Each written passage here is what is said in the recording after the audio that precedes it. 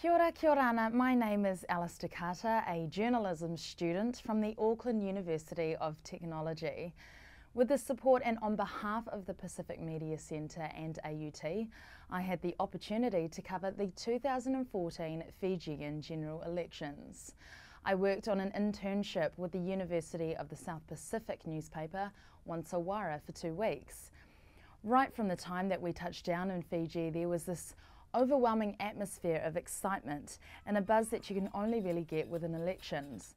So on the way from the airport to the lodge where we were staying, we must have seen at least 10 Fiji First advertisements.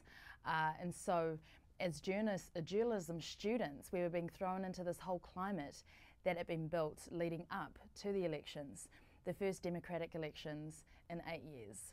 This climate was not always conducive to the type of work we were doing, because it seemed like there was just this absolute blue wash across the country, well, Suva anyway, of Fiji First blue. So talking to taxi drivers and kind of people in cafes and on the streets, there was this undeniable consensus that Fiji First was the favourite.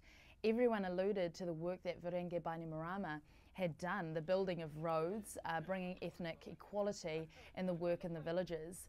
So you really got that impression that people had just forgotten that he was the leader of a coup years before, and they were more concerned with moving their country forward. But on the other hand, it was really encouraging to see this kind of undercurrent of people, and mostly students who I had talked to, who were so enthusiastic to be part of this voting process, many of them being first-time voters themselves. And I would ask them, who are you voting for? But more importantly, why? And I got the sense that they really wanted to make their votes count and make up their own minds of who they wanted to lead their country without jumping on any kind of bandwagon. They were really keen on being informed about how they wanted their country to look in the next few years. So it was really encouraging to see that alternative group exercising their rights as well. Although we followed mostly and covered announcements of government bodies and political parties, we also took the time to look outside the election buzz, which was quite important for us. And one of the people I was able to interview was a Fiji National University lecturer who had observed the coverage of elections by the Fiji media and pointed out the bias of the Fiji Sun and the FBC, the Fijian Broadcasting Corporation. And they were blatantly biased towards coverage of Vurenge Bainimarama and the Fiji First Party. They covered the Fiji First Party more than others, and when other candidates from other parties were invited on, they were interviewed, or when they were interviewed, they were rudely objected and butted in, while Bainimarama was left to kind of answer at length in the way that he wanted to. So he really took control of those interviews. And one example which the lecturer pointed out, and I was really shocked with, was a Fiji Sun article written about Sadelpa, the Social Democratic Liberal Party's leader, Rotemu Mukepa, and her decision to pull out of a live TV debate with Bainimarama. And it was titled, "What is she afraid of?" Now right there and then I could see how the media were playing out their role in this very critical time in Fiji. They were becoming more opinion provokers rather than reporters, but there were also some other examples of good reporting. So those were the conditions that we were working in, as well as we were starting to see how Bainimarama was being perceived in the media, and he was seen as the people's Prime Minister. There was also this attitude towards the international media. It was this kind of feeling of they're from another part of the world, so how could they possibly know the way and understand the way it is here, which I thought was a bit unfair, but at the same time I kind of understood where they were coming from. So many international journalists have been guilty of parachute journalism, where they come into a place and report on it without any knowledge or experience in that area or any context and background history of the story. So I understood where their attitude was coming from. There was a report done by Amanda Gillies from TV3, which was widely shared on social media, where Bainimarama had kind of pushed her out of the way while he was campaigning and she was asking questions. And I was really divided with this particular situation, because as a journalist I understood that the question she was asking was so important for Bainimarama to answer Did he think the elections were free and fair? But at the same time, she really pushed too far with the way she conducted herself. And just saying that Bainimarama wasn't going to answer the question would have been enough for her to push her story forward or move the story along. But that doesn't excuse the fact that his actions were not reflective of a future leader of a country. Although Amanda was pushing, he should have taken it in his stride and also answer the question cleverly and push his campaign further. He should have used that opportunity. So working on this trip and seeing things like that happen around me, I was really aware of how I myself was being conducted as a journalist. One thing I learned is that you really have to gauge how far to push people and where to go with certain people. I always made sure that I introduced myself in press conferences and made sure they thought I wasn't someone just coming along for the ride, but that I actually cared about what I was doing. I mean, I could tell that they saw that I was a new face. So, I mean, people are people. As long as you respect them and meet them on their terms, they will open up to you. So I also had to ask myself as a journalist, where do we get our stories from?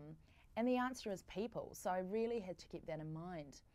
And then election day came around and I visited some of the polling booths, and everyone was taking this voting business very seriously. But at the same time, they were really excited to vote, even if it meant standing in line in nearly 30-degree weather. So along with voting day came a complicated voting system. There were problems with polling booth officials not being capable of dealing with people such as the elderly and disabled people, and just being plain confused about what to do with the media and what media were allowed to do. All in all, it went really smoothly and all the issues were dealt with in the end. But there was one instance where I was turned down by an official who was confused about the rules of the media. I had accreditation, I had a letter allowing me to follow that certain candidate into the booth, but they didn't let me. So we called the elections office media team and they sorted it, which of course by that time it was too late and I wasn't able to get my footage. So there was all sorts of problems around voting, which is very telling of a country whose last election was in 2006. So there was also the 48-hour media blackout, which put things on hold for a little bit and made things a little bit difficult. And then the first provisional figures started coming out through the media centre, which the elections office had set up. And it was pretty clear as soon as the figures showed on the board who this election belonged to. And from the start, Fiji First were in the lead. Their first total votes, I think, were about 250, while the other parties were stuck in the 80s and 60s. So I think the media kind of accepted that and turned and shifted their thinking into which parties were going to make that 5% threshold and what Parliament was going to look like and how many seats each party were going to get. So when working there, we really didn't have time to kind of sit and take it all in and process what was going on. So at that time when I was sitting in the media centre and watching those figures come in, I thought, wow, I'm part of this historic moment that people will look back on in years to come. And I really felt that as a journalist I was in the right place covering the elections, sort of where I needed to be. So then very, very late into the count of votes, there was a joint statement that came out by 5 parties' candidates, including Rotemu Mukepa and former Prime Minister Mahendra Chaudhry, who had signed it, and they brought forward allegations of ballot fraud and that some ballot boxes had been tampered with, some of them being removed without being counted. So they had a few bits of evidence as well, and it was really interesting to see how local and international media picked this up and ran with it, when really the evidence was kind of in no way substantial enough to make a big enough claim. And so the Electoral Commission Chairman, Chen Ban-Young, who they put the complaint forward to, said there was a logical explanation for most of the claims they were making anyway, so they were all dismissed. The Multinational Observer Group, which is the international body observing the elections, said that they were confident the results coming out were correctly representative of the will of the Fijian voters. And they also said that the elections were in fact free and fair by what they observed. But I mean, were the elections free and fair? I honestly can't answer that. The voting process was itself pretty straightforward. The media coverage not so. But I feel like there were other things behind the elections at play, and I mean, time will tell. We shall see if this government is the right government for the country, with Bainimarama recently stating that he intends to govern for all Fijians. I wish we had stayed a couple more days for the aftermath of the elections, but I don't regret the experiences I had there. So lastly, I just want to thank Professor of Journalism David Roby and Associate Professor Vitsuru Pa for allowing me this opportunity.